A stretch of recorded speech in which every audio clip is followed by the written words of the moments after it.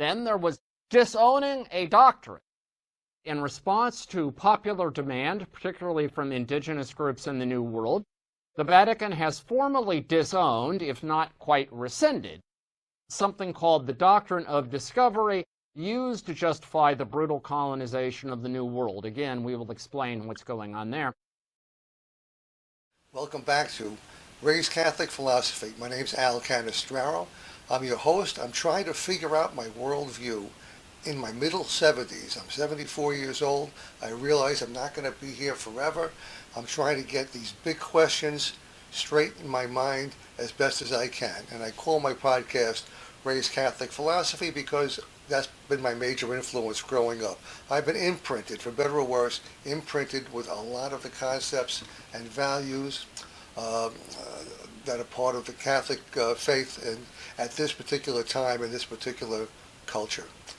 So even though I've largely moved on, you might say entirely moved on, I really can't shake the influence, and I'm trying to harmonize everything, get everything worked out as far as my worldview goes on the big questions. Now today, I'm talking about my memories, calling this a memoir episode, my memories of learning about and understanding, coming to understand in some way, the concept of evolution, particularly human evolution. It's a big topic for a lot of people, how they see themselves fitting into the biological world, and also if they believe in a transcendent world, how they see themselves fitting in there, and to see, and does evolution play a role in that transcendent aspect as well. We'll be getting around to a story about that later on in the podcast. I started out with my favorite journalist of any kind, John Allen, who operates a website that covers Catholic news and analysis. He's an independent thinker, a sharp guy, John Allen. He has lived in Rome for a long time. He has a lot of contacts. He has a lot of common sense. And I enjoy his good work. I enjoy his attitude, his independence, and I find him fun to follow. So he talked about a story having to do with the Catholic Church's recently rejecting something called the Doctrine of Discovery. Now, why am I talking about that when I'm talking about evolution? Well, I'll tell you. We'll get to it in a few minutes. But for now, I want to begin by telling a story that I think about a lot, even though it happened a long time ago. When I was in elementary school. My first discussions, or my first introduction to the concept of human evolution, which I must say I didn't really understand. Although I formed very early on a scientific bias, a pro-scientific bias, and anything that sounded like science to me, I embraced. I'm not sure I understood evolution as being science because I was mostly into things like rockets and outer space, and the hard stuff, the hard sciences. But still, I had an attraction for things that were empirical, for lack of a better word. So the thing with evolution was I wanted to believe it. I did believe it, but I didn't really understand it that well. But I knew it was controversial. I knew that even though I was exposed to this at an early age, I think, looking at my report cards, I took my first classes that gave marks that were called science on my report cards. The earliest one was in the third grade, I think in grade 3B, the second semester of third grade. That might have been when we were first talking about evolution. And I'm showing now an illustration that was pretty ubiquitous at that time. I bet everybody has seen this illustration. It's supposed to illustrate human evolution.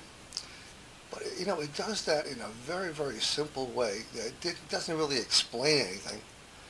And I don't think I understood it real well, and I don't think my nuns understood it real well either.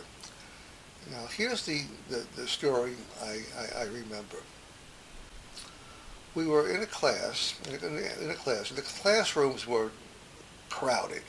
They had, I don't know, 50, 60 kids in a class, one nun going nuts trying to keep order and primarily working on keeping order. But for some reason, there were only a few kids in the class that day, or at that time. It was very relaxed. And the nun was able to be more of a human and more of and less of a commander. And she was relaxed and I think enjoying the quiet in the room. I have no idea why there were only maybe a dozen of us there at the time.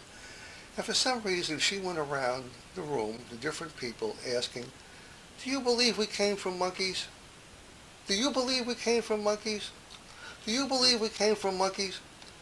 And what she was signaling was that she didn't believe we came from monkeys, even though I think she probably was the one who introduced me to the idea of human evolution, and that monkeys having something to do with my past. How? I could not understand. And I think that chart has something to do with it, because there's nothing there about reproduction. There's nothing there about genetics. You only see an individual at different, from different eras of our genetic past, without talking about genetics. So I didn't really understand how a person could be a monkey one day and be a human the next day, which seemed to be what was implied by saying coming from monkeys. And at any rate, that's my memory of first being learned, of first learning about evolution, human evolution, and realizing that there were maybe two sides to the story or different opinions about it. Because in religion, I'm sure, in the third grade by then, we had already done First Communion and all that. So of course we knew about the concept of original sin, how there was a Garden of Eden, and God had created the first man, the first woman. They didn't pass the test, and we all have to suffer for it in the form of the consequences of original sin. Well, that's not science. But the same person who believed that also was teaching us about evolution in some fashion. So I understood that the right answer to the question she was asking was, no, we don't come from monkeys because God made us in the Garden of Eden. But she wasn't saying that to the class as part of a lesson. She was trying to influence us in her way. And you know what? I don't remember if she ever asked me the question. I don't remember answering the question. And I think about how I might have answered the question if she had asked me, because I don't think I would have given her the answer that she wanted. I would have had the bias that, well, it's smart people say that that's the way it was, so it must be that. It must be that. It's interesting that there was never any kind of an open suggestion that I can remember in school, an open suggestion that there's a conflict between science and religion, or the religion of the Catholics that I was being taught at that time.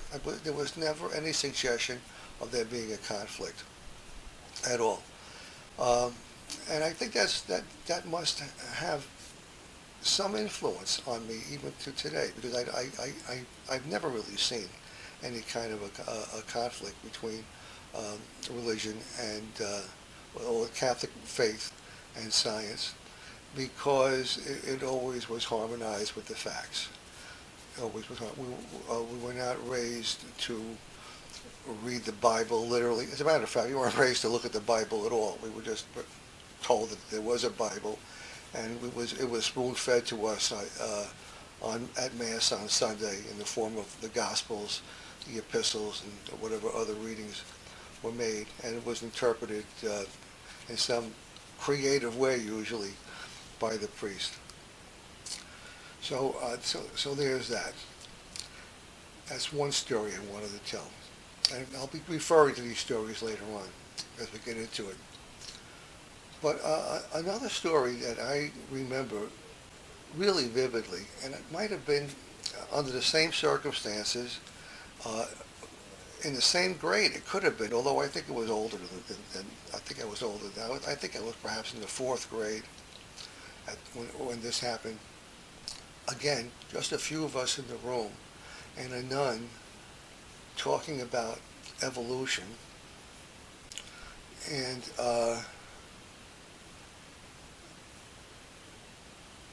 talking about race. And she said, she seemed to be saying, this is how I remember what she said. She could see how blacks could have evolved because in her stupid, ignorant, superficial understanding, blacks looked like monkeys because of their complexion or whatever, and whites did not. And she kind of suggested that blacks are not fully human.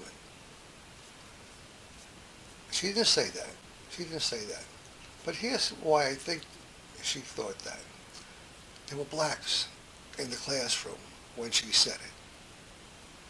This is why I remember this so well.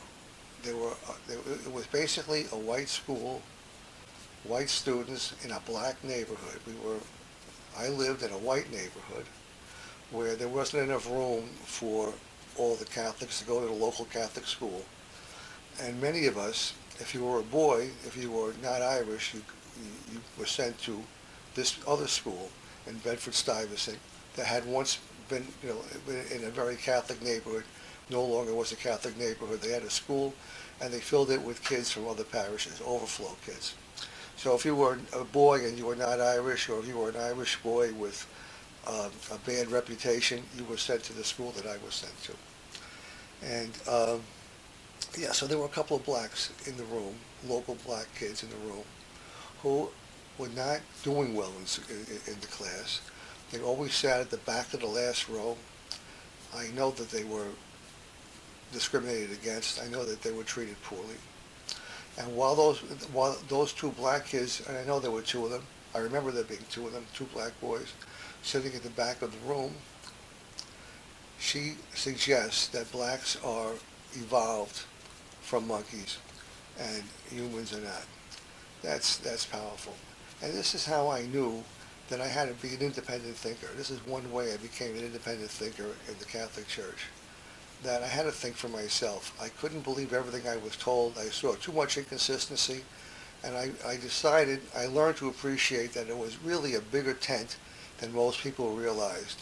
And that there were smart people, progressive, I didn't know that word, but what I would call now progressive people, intelligent people in the Catholic Church, doing thinking and teaching and writing. Not that I would ever see these people. And then there were very devotional people, simple people like my parents, who came from southern Italy and had more pagan type understanding of the Catholic doctrines. People like this nun, who was, I'm sure, poorly educated, probably was sent to be a nun when she was still a kid by a big Irish Catholic family. I mean, very often the Catholics, especially Irish families, had big families, and they would give a boy and a girl to the church. So those are two stories that I wanted to tell, and I'll refer to them again shortly. Okay, so now that I've unburdened myself with those, what I find sad, heavy stories to be carrying around, I'll say enough with the preliminaries already. I'll be right back.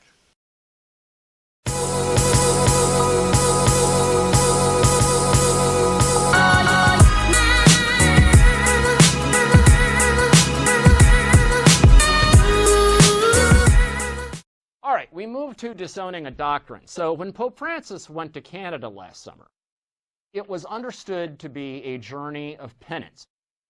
It followed revelations about horrible abuses committed against Indigenous children at church-run residential schools in Canada. And so this was Francis's opportunity, if you like, to reach out to those Indigenous communities and apologize for the ways in which they had been let down or betrayed by the Catholic Church and other institutions. one of the key demands made by members of the Indigenous communities in Canada and elsewhere was that the Catholic Church formally rescind and renounce what is known as the Doctrine of Discovery. This is a doctrine associated with a series of papal bulls that came out in the 15th century, and that later became the basis for various legal rulings in Western nations that gave legal cover to the colonization of the New World, which often meant the destruction of indigenous cultures, in some cases almost the enslavement of indigenous persons, the rape of their natural resources and so forth and so on. So finally, the Vatican responded to that demand. A joint statement from the Vatican's Dicastery for Education and Culture and also for Promoting Integral Human Development, which was released this week, basically said, we disown this doctrine of discovery. The brutal suppression of the indigenous persons in the New World was a huge mistake. It was very, very bad. But they said this was never actually a doctrine of the Catholic Church. They said these papal bulls have sometimes been used to justify it. They may have had limitations in perspective, but they were never formally part of the faith of the Catholic Church, that this doctrine of discovery was actually a political and legal concept for which the Catholic Church doesn't have responsibility. So basically, they disowned the doctrine. They didn't rescind it because the argument was it's not ours to rescind. It was never part of the Catholic faith. Okay, so I'd like to add a little bit of context to what John Allen just said about these papal bulls and the policies that resulted from them. And why is the Pope issuing papal bulls anyway? Well, these bulls are semi-legal documents that the Church or the Pontiffs put out regarding church policy, church law, and also, to a certain extent, was permissible for Catholic monarchs elsewhere in Europe to do or not do. People don't often realize that the Pope, during this period, basically was a monarch among other monarchs, but he was an elected monarch. And who elected him? Representatives of aristocracy of Europe. There was a group of bishops who were called cardinals, and they still are called cardinals. They dress differently. And what their main authority, their main distinguishing authority, is they get to vote on a pope when there's a vacancy. So the Pope names the cardinals who are going to act when he dies, but the cardinals are basically picked in consultation with the monarchs of Europe. And what you had was a college of cardinals that represented the aristocracy of Europe. So there was a lot of balance, there was a lot of politics involved. And in the end, the Pope could be trusted because he was basically beholden to or responsible to the aristocracy for his being in office. He tried to settle disputes in a fair, even-handed way. I think that was the idea.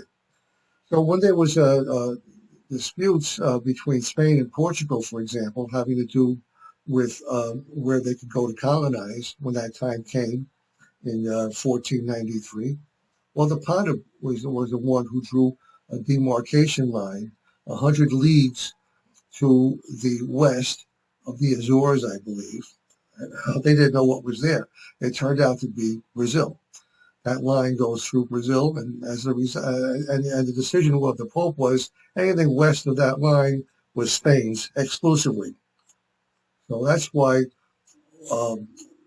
North and South America were largely Spanish, but not Brazil. Brazil was left for others. And at that time, others meant Portugal. Now, earlier than 1493, there was a couple of bulls put out by Nicholas V having to do with allowing Spain and Portugal in their explorations to subjugate any indigenous people they might run into. I mention this because obviously you can't subjugate people if you think they are people. It was an open question at that time whether indigenous peoples that they might run into in a new and yet to be discovered new world, but in Africa, for example, if they're human or not. So the thinking was not cleared up until I think 1537 in a bull called Sublimis Deus, put out by Pope Paul III, where he finally put in writing the belief, the mandatory belief, that indigenous people are fully human in the sense of having the right to own property, having a right to life, having innate dignity. And that was put out supposedly under pain of excommunication. I say supposedly because I believe essentially it was rescinded as formally or informally pulled back to some extent because of objections by some of the monarchs of Europe. But these papal bulls are kind of shocking when you realize that it gave cover to monarchs, to armies, to enslave indigenous peoples. And they did.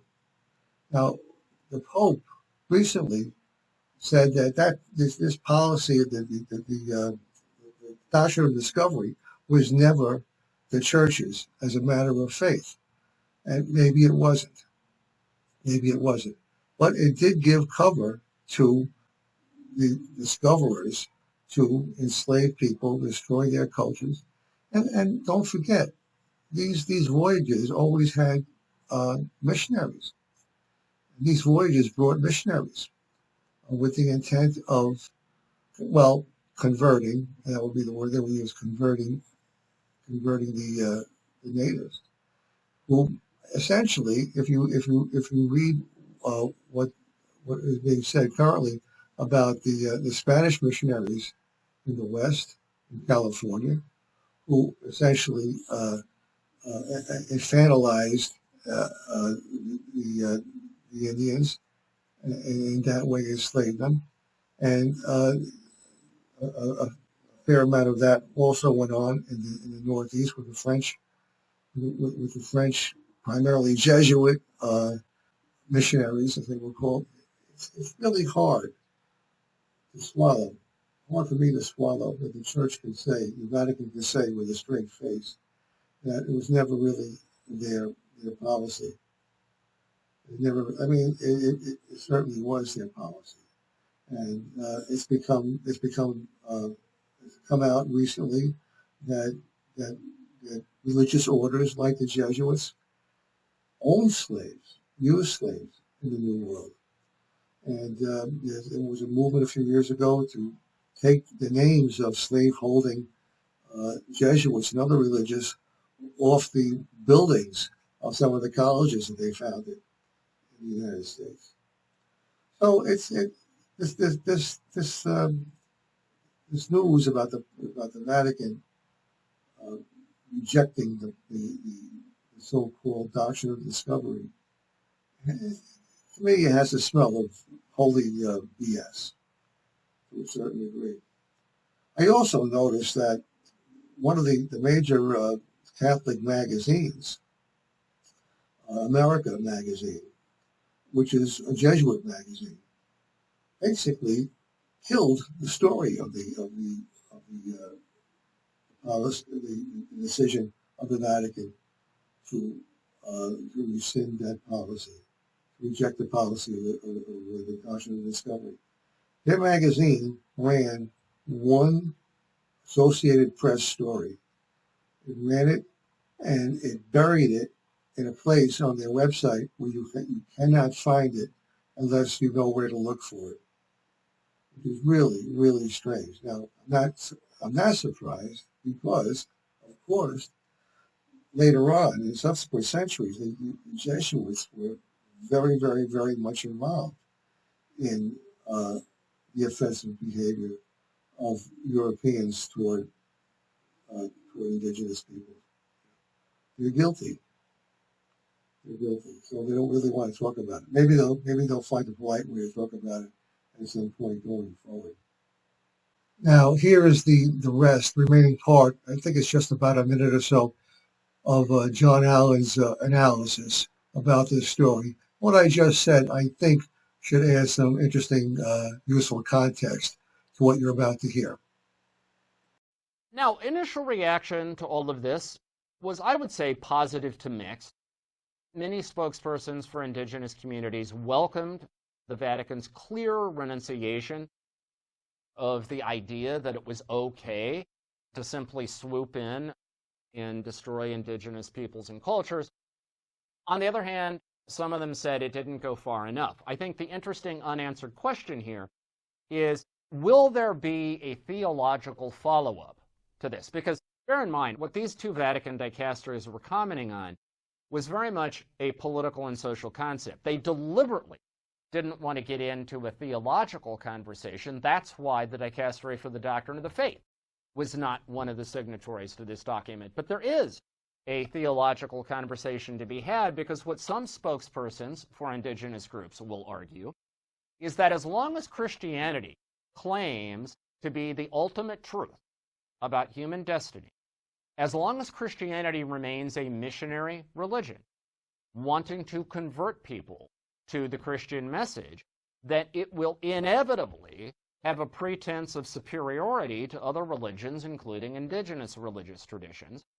And they would argue that Christianity needs to surrender, needs to forego, needs to renounce not merely the political doctrine of discovery, but the religious and theological doctrine of, well, basically the Great Commission, Christ's final command on earth to go forth and make disciples of all the nations.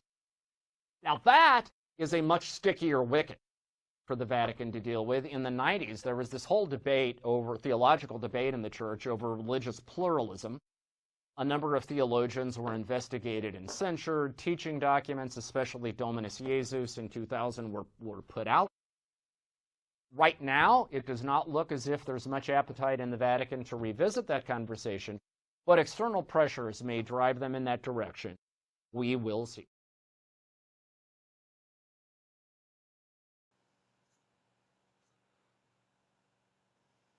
Okay, I want to turn now to an angle on evolution that is not exclusively scientific. I was influenced in high school, and I was very lucky to have this influence.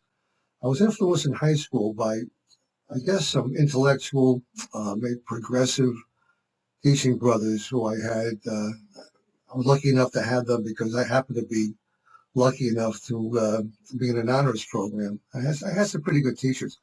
And I was exposed then to a thinker named Pierre Teilhard de Chardin. Pierre Teilhard de Chardin, who was a Jesuit priest, a scientist, philosopher.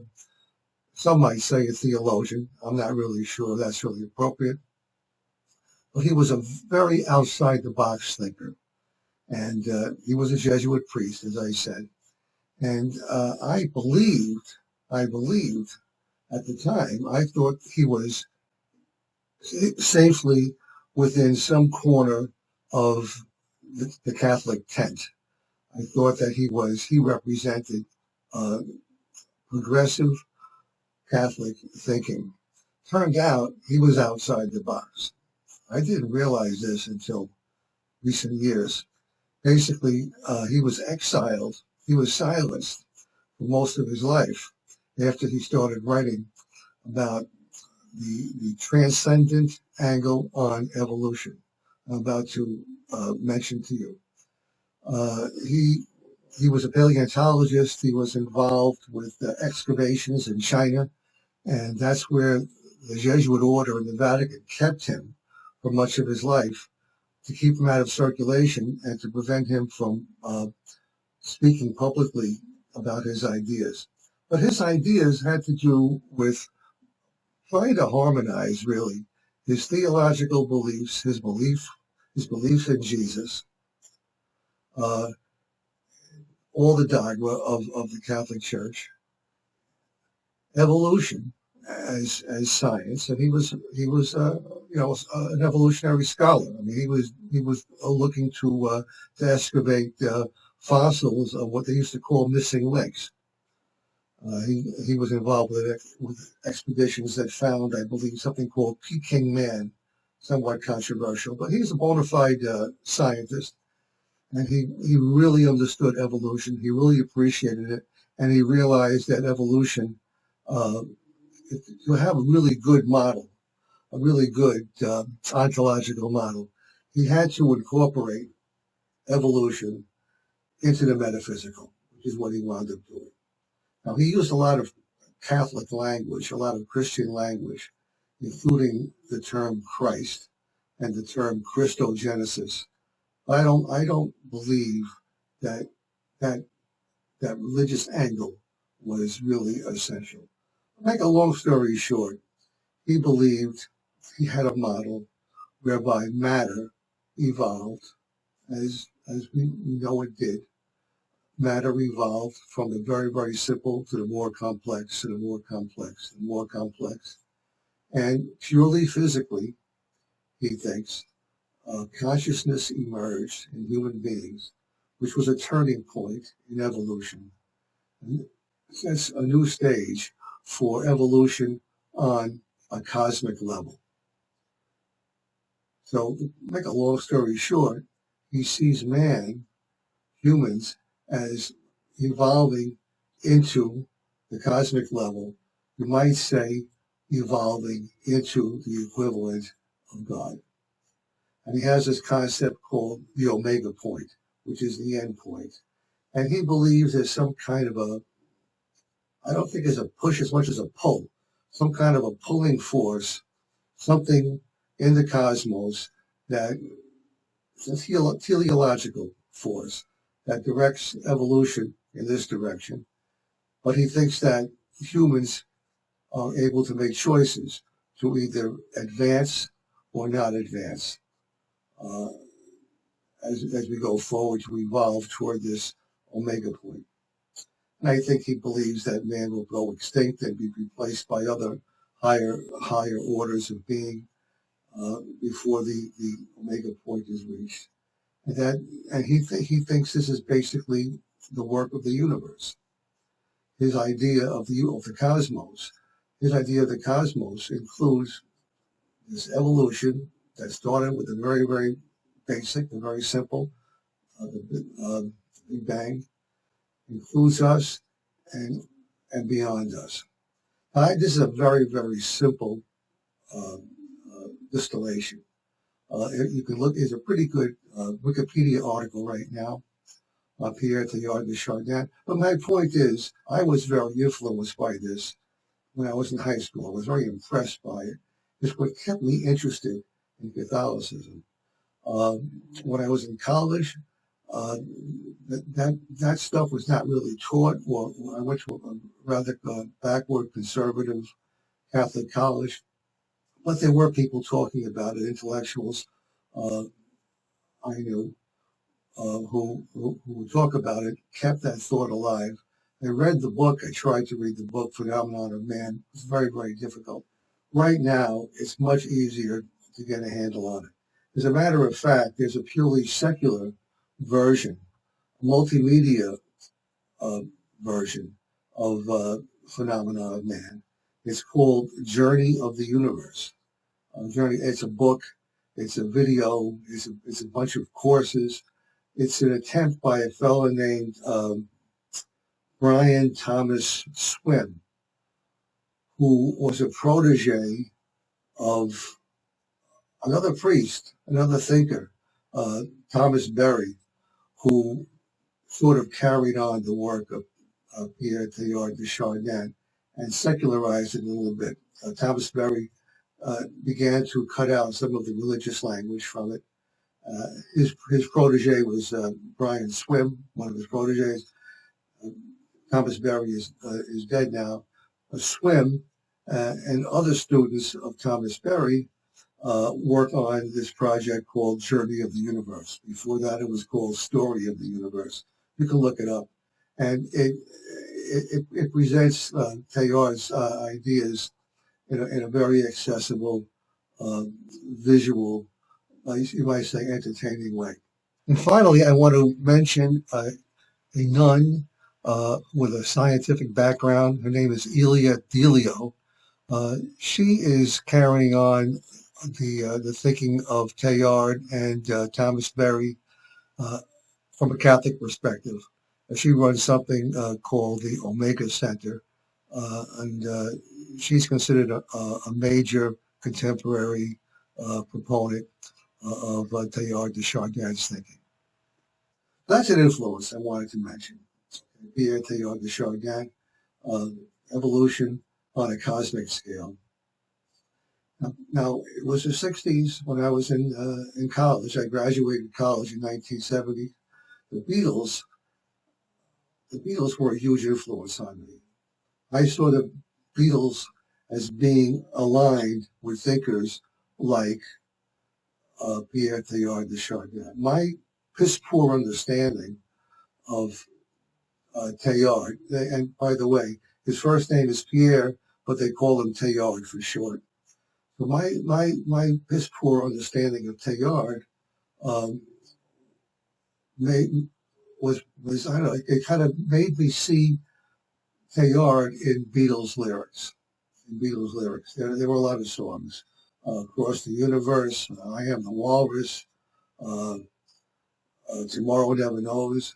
Lots of Beatles songs that I thought were aligned with the thinking of Teilhard. And that was hip. That made Teilhard hip. Now, I don't know if the Beatles actually knew about Teilhard, but Teilhard influenced the culture at that time. Teilhard was better known, more popular. At the same time, the Beatles were being influenced by Eastern spirituality, the Maharishi Mahesh Yogi, for example. So perhaps those influences blended. So you're still here. I appreciate that. Thank you so much for watching. If you enjoyed it, if you found anything interesting, and if it resonated with you in any way, I would appreciate a positive comment. And a negative comment that's constructive would also be appreciated. If you could help me grow my audience by making a comment or otherwise showing interest in this video, it would be a big help. So I'll see you next time. Bye-bye for now.